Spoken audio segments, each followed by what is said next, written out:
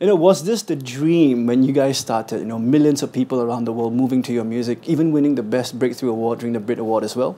How is that? How do you guys feel knowing the hard work has been recognized at last? I mean, it's obviously it's kind of wonderful and very surreal to have so many people listen to our songs. The album and us as a band, it started in quite like humble beginnings. We wrote it in a little studio and a lot of it in my room in a little studio. We used to practice in my mum and dad's house in my bedroom. I mean, that was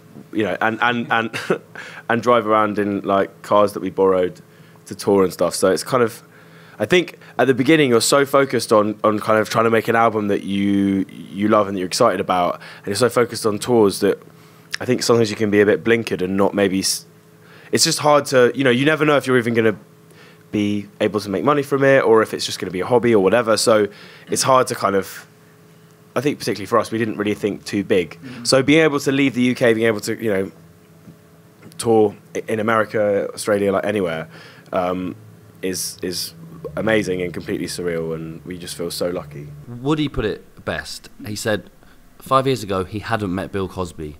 Now we have met Bill Cosby. Perfect. Pretty much, yeah. My life's complete already. I'm 26. Bill smells really good, just so you know. Good and he's funny. We met him for all of about 30 seconds, and everyone was just in hysterics. He was just the funniest guy in the world.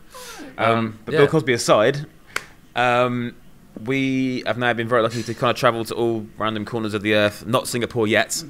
I say yet. The kind of places we never really thought we'd ever get to go to. And yeah, it's been crazy, like you say, like meeting new people and stuff. Bill Cosby being one of them. Yeah. And yeah, it's the best job in the world. We get to basically travel around the world with your friends playing music.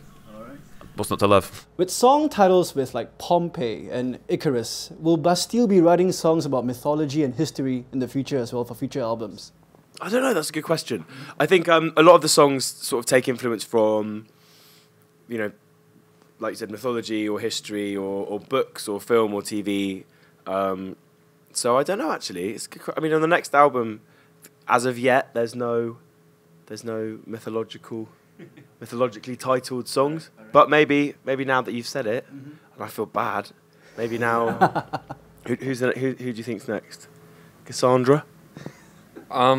We could rename the sex blog song after whoever the Greek god of love was. No, well, I guess because I don't know. Like Dan before had the time to read it, like to go, sort of read up about these things and just sort of read about things and then be able to search up and find out what was going on. But we haven't had the time to do that since the first record, so the first album. So I guess I don't know. I mean, maybe do songs about current affairs instead. Just change it up.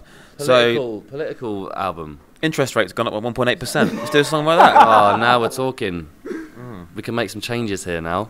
Deep. All right, a revolution going on with Bastille. And aside from Bill Cosby, if you had a chance to, play a gig for a celebrity or a world figure, who would it be? Who would play for? I don't know. I think for the greater good of mankind, he could do a gig for Sepp Blatter and make sure Sepp Blatter didn't leave the gig.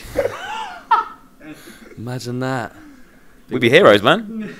Would be heroes. Maybe like parades and honour and stuff, and might get a medal. Oh, that'd be nice. And if you're wondering who Sepp Blatter is, he's the controversial president of FIFA, as Woody has greatly pointed out. He's a very, very bad man who has overseen corrupt activities, allegedly. And there are poor people in Qatar right now who not having the best time of things. They're kind of stuck there working. They weren't anyway, and now more so.